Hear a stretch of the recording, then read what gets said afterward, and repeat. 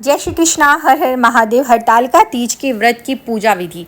किसी ने मुझसे रिक्वेस्ट करी कि आप मैम पूजा विधि पूरी बताएं कि किस प्रकार से करनी चाहिए। तो आप देख सकते हैं कि क्या क्या चीज़ें हमें चाहिए। इस तरह से सबसे पहले एक पाटा चौकी आप बना लें और वहाँ पे आपने शिव परिवार का एक पूरा समस्त परिवार की फ़ोटो रखनी है। उसके बाद आप चावल ले लीजिए और इससे अष्टदल कमल बहुत ही ईजिली बन जाता है। आप इसे बना लें, इसलिए कि हमें यहाँ पे कलश की स्थापना करनी है, दीप कलश की। इसमें नारियल नहीं रखा जाएगा, इसमें दीपक प्रज्वलित किया जाएगा। तो दीप कलश के लिए हमने इस तरह से अष्टदल कमल बना लेना है।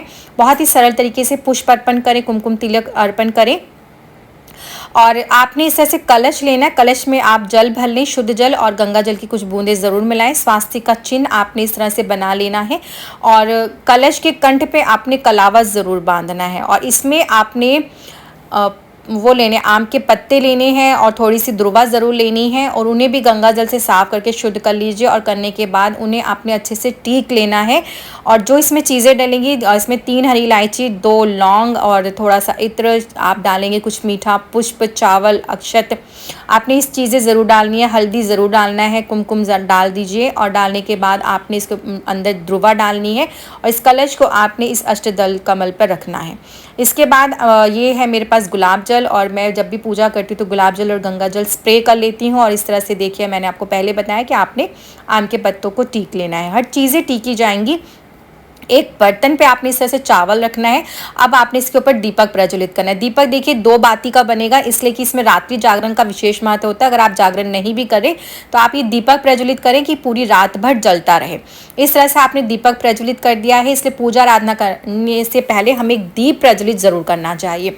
दीप प्रज्वलित करने के बाद अब गंगा जल का छिड़काव भगवान की मूर्ति पे किया जाएगा। साथ में आप इसके लिए कच्चा दूध भी ले सकते हैं और उससे भी आप करी। मैंने चुनरी ली थी, फिर मैंने वस्त्र अर्पण करने के लिए कलावा लिया और फिर मैंने ये वस्त्र अर्पण किए, चुनरी अर्पण कर दी है। माँ पार्वती को 16 श्रृंगार का सामान इसमें ज़रूर लेना चाहिए और साथ में जब आप पूजा आराधना करें इस दिन तो 16 श्रृंगार भी ज़रूर करने चाहिए। हाथों में मेहंदी ज़रूर लगाएं और पैरों में आलता ज़रूर लगाएं।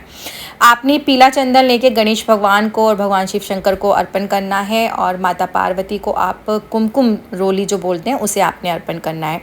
आप सब जगह टीका कर दें। अक्षत चावल छिड़के हल्दी ज़रूर आपने माँ पार्वती को अर्पण करनी है। गणेश भगवान को आपने जनेऊ लेना है। इस जनेऊ को आपने भगवान शिव शंकर को अर्पण ज़रूर करना है।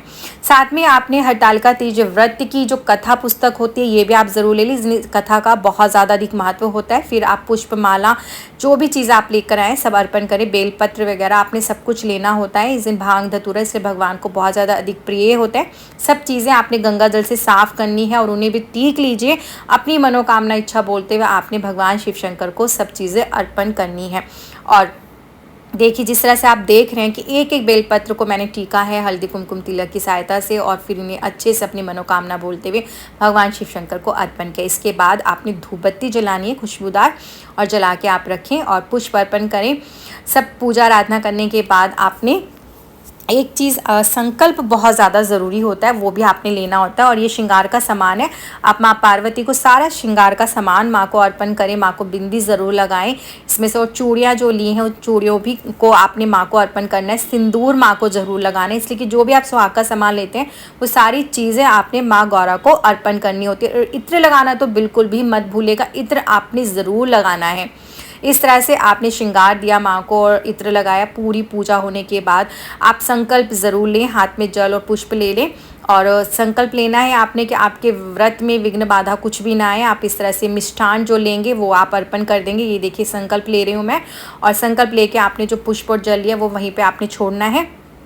आपने फल मिठाई जो भी आपकी देखिए क्षमता है अब वो सारी चीज़ें लें और फिर आपने वो भगवान शिव शंकर को अर्पण करनी, माता पार्वती को अर्पण करनी। इस तरह से आपकी पूजा आराधना होती है। अब आपने देखिए जो दीप हमने कलश दीप जलाया था वो अलग था, मगर अब हम एक दीपक और भी प्रज्वलित करेंगे भगवान शिव शंकर के समक्ष। अब हमने दीपक प्रज्वलित किया है और इसके बाद कपूर की आरती करना देखिए बिल्कुल मत भूलेगा और वो ज़रूर करनी है। तो कपूर भी रख लीजिए और एक पान का बीड़ा तो ज़रूर अर्पण करना है। इस दिन आप एक पान का बीड़ा बनाएं, इसमें 2 इलायची और एक लौंग रख के इस तरह से बीड़ा बना के आप अर्पण करें। कुछ दक्षिणा ज़रूर निकालनी होती है, ये जिसे हम बायना बोलते हैं, और इसे आप अपने बड़े को या ब्राह्मणी को, जो पंडितानी होती है, आप उनको भी दे सकते हैं। इसके बाद कथा की जाती है। कथा के बाद आप आरती ज़रूर करें। जैसे कि मैं पूरी पूजा विधि आपको दिखा रही हूँ, आपने कब कैसे करना है। आप इस तरह से बहुत सरल तरीके से हरतालिका तीज के व्रत की पूजा विधि को देख रहे हैं और कर भी सकते हैं। बहुत सरल तरीका है, किसी भी तरीके से आप परेशान मत हो कि कैसे करें कैसे नहीं। इसी मेरे पास प्रश्न आया कि मैम हमें करके दिखाइए, बहुत ज़्यादा कन्फ्यूज़न होती है। और इस तरह से 3 बारी आचमन ज़रूर दिया जाता है। आचमन दें आप, और इसके बाद अब हमें माँ पार्वती से सुहाग लेना होता है।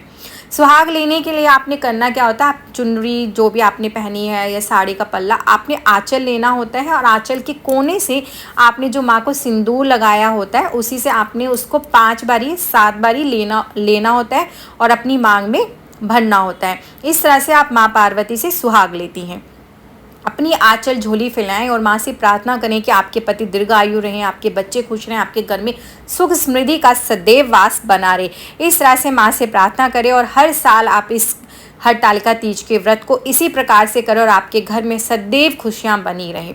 माँ पार्वती से, भगवान शिव शंकर से इस तरह से प्रार्थना करें और हरतालिका तीज की आप सभी को हार्दिक शुभकामनाएं।